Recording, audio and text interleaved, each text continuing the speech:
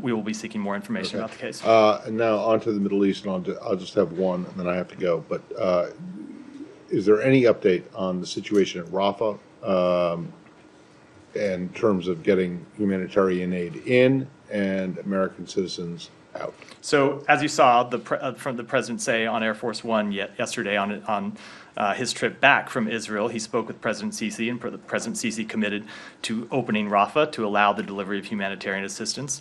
Ambassador Satterfield met with officials from the government of Egypt and the government of Israel today in Israel to negotiate the exact modalities by which we can implement the agreement that the president secured.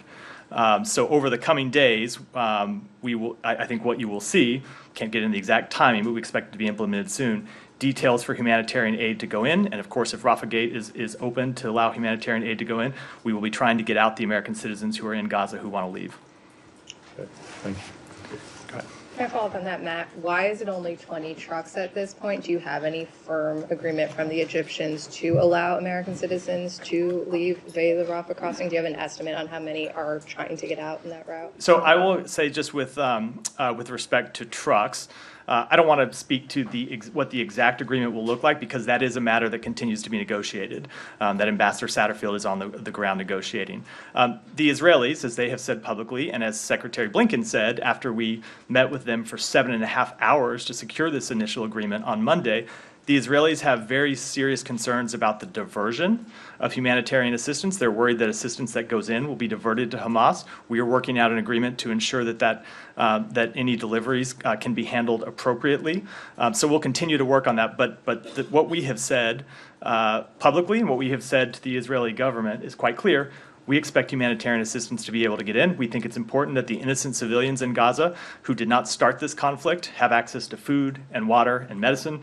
That's the commitment from the president on down. It's what Ambassador Satterfield is working out the details of, even as we speak. And what is being offered to the Egyptians to try to grease the wheels on this? We're not offering them anything. We are telling them that we have an interest in getting American citizens out, and it is our interest, it is their interest, it is the interest of every government in the region that humanitarian assistance be provided to the innocent civilians in Gaza who are not a party to this conflict. Just to follow up on what's been agreed, there's this talk about 20 trucks being allowed, about up to 20 trucks being allowed to go through the crossing. Is it sort of limited to that, and then the crossing will close, or is the plan to sort of open it indefinitely? We want to see sustained humanitarian assistance going into Gaza for the benefit of innocent civilians. The exact discussions about how we implement that are exactly what Ambassador Satterfield is engaged in right now, so I wouldn't want to get ahead of those discussions, but it is our intention, our goal, and what we're working to secure is ongoing assistance to innocent civilians. Why has it been so hard to get the Israelis to agree? You know, the UN is involved, the US can vouch for the fact that this is humanitarian aid coming in.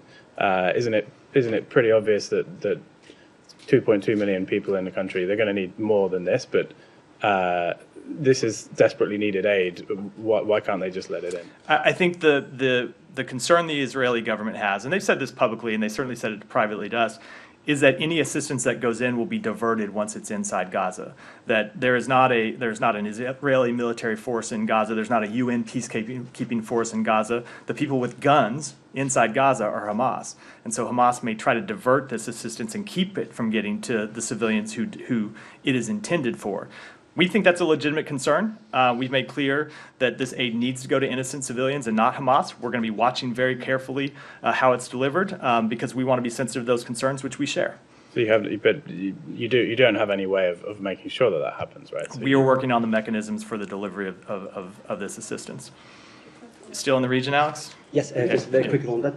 You mentioned Secretary will continue diplomatic engagements. I'm just curious, what is he hoping to achieve next couple of weeks and months? And does the Secretary believe that the ground incursion is something that Israel will not be able to back off?